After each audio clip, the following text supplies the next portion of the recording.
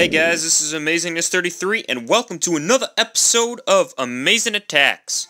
In this episode, we will be discussing the upcoming update to Clash of Clans, and in this one, they're introducing the headline introduction, I should say, is the Dark Troop, the Lava Hound, but I'm going to run this video like a list, like a ranking system of the things that are being updated that I think are the most important.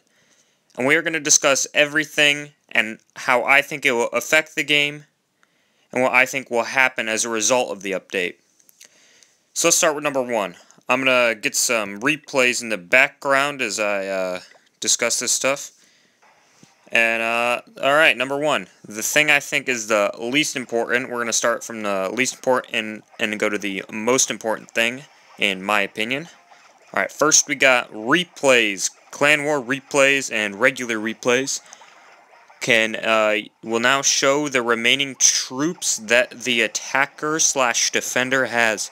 Now this doesn't really do much for the game. I mean, it's nice in Clan Wars that you get to see if people are actually using all their troops in their attacks. So I mean, it could be a little bit helpful, but it doesn't really do too much for the game. It's just kind of a nice little feature. I guess it makes the Clan War replays a bit more exciting rather than you're like left out in the blue. But other than that, it doesn't do a whole lot. And number two, less training time for the Valkyrie.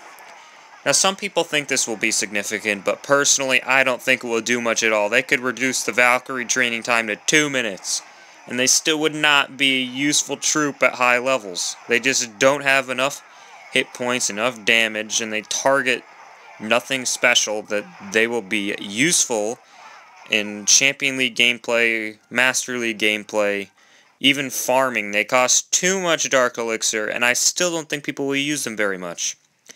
That's just my opinion. Who knows? Some people will try them. We'll see how that goes, but I mean, they won't get the 3-star wins, most likely. Alright. That brings us to number three. Number three is the dismissal of clan troops from the attacking clan castles and also army camp dismissal. Now the army camp dismissal doesn't really do anything. It saves you like 30 seconds off of dismissing a couple troops from the goblins. I mean, that one doesn't do much, but I really do like the clan castle dismissal for attacking. I mean, this defeats the purpose of closing the clan during Clan Wars, because nobody can really come in and sabotage you during attack day anymore. They can't donate to your goblins to your clan castle and make you wait 20 minutes. Doesn't work like that anymore. It is click the minus button and see ya goblins.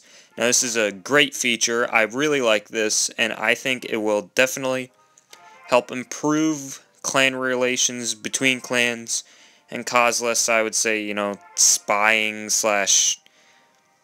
intermingling between warring clans, and I think it will be very helpful to some clans who have been cheated out in the past. Alright, ranking number 4 is the Barch level 7. Now I really like this because I can't wait to have higher level barbarians and archers. That'll be very nice for me, but I mean, in the large scheme of things, I really don't think it does that much.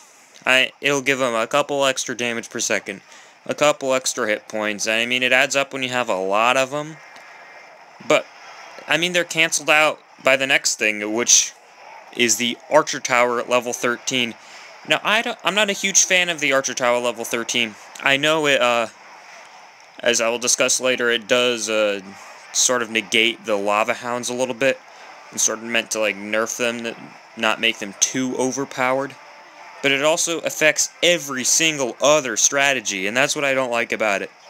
I think instead of making an Archer Tower level 13, they should have improved the air defenses, like made them a little bit more powerful or something like that.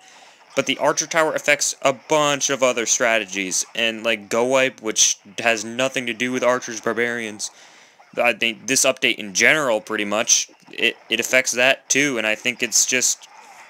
I think they could have handled the nerfing of the other things in the update a little bit better than adding another Archer Tower level. Alright, number 6. Hero regeneration times are significantly reduced. Now, I love this. This is great.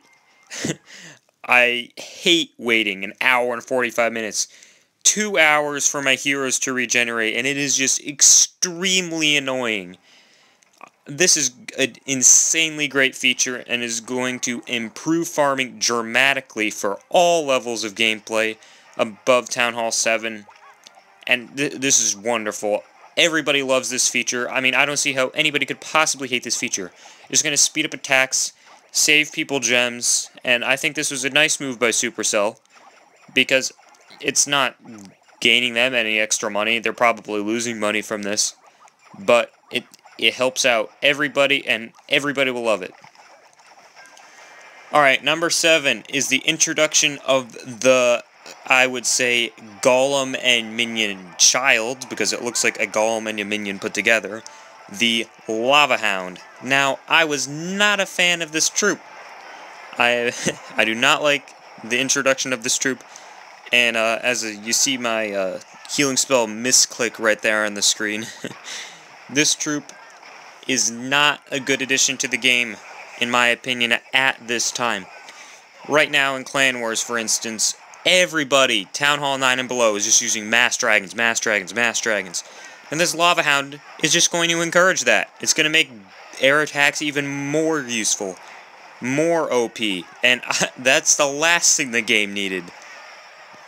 The game did not need more air attacks just destroying and wrecking bases, Town Hall 8 and below, Town Hall 9 and below. And, I mean, I wouldn't have minded a dark troop, dark air troop that was like kind of powerful, like maybe like a dark dragon or something, but not a tank troop that's is going to make people be able to wipe out bases at Town Hall 10. I mean, it will introduce other strategies at really high level gameplay, like I don't know, people will be able to 2-star bases with this, balloons and dragons, and it'll be really cheap. But it won't be very, like, it's not a skillful strategy. You can kind of just, like, send everything in. The thing I like about Go Wipe or Go Wee Wee is you can't just mash your face all over the screen and expect to win the battle. With dragons, you can kind of do that. I mean, it doesn't take too much effort, too much skill, and I think this is just going to take away some skill from the game. And I think they could have handled the introduction of the new troop a little bit better. I'm going to save my judgments about the name for later. Not the best name, but to be honest, I can't think of anything better for a troop that looks that, I don't even know the word for it, that stupid, for lack of a better term. Alright, the last thing, and I think the thing that would be the most important and the most influential of the game, is the wall upgrading with Elixir. Now, this is an insanely great feature in my opinion, but it does have some setbacks. For instance, now Elixir will also be in short supply while farming, and I think this is going to bring down the economy significantly if Supercell can't do something about it. Now, Supercell's a smart company. I think they're going to do something great. Right now they're boosting the collectors, for instance, but they're not going to keep that on hold. They're going to need to add a new collector for Town Hall 9, Town Hall 10, or make a new collector level. I think they will do this fairly soon after realizing there isn't too much elixir in the system. But, I mean, I love it because my walls are level 7, and it's impossible to get level 11 walls at this point. I mean, it just won't happen. It's so difficult. They cost so much, and unless you want to spend thousands of dollars, you're never going to get them. So, I mean, this gives people a fighting chance to be able to work their way up and farm their way up to the top.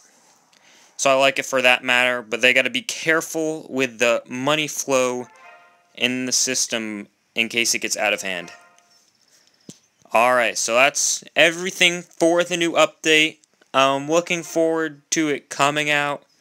If it has already come out, and this video, you're watching it after the update has come out, please let me know how my predictions are. I really hope they're spot on. That would be really cool.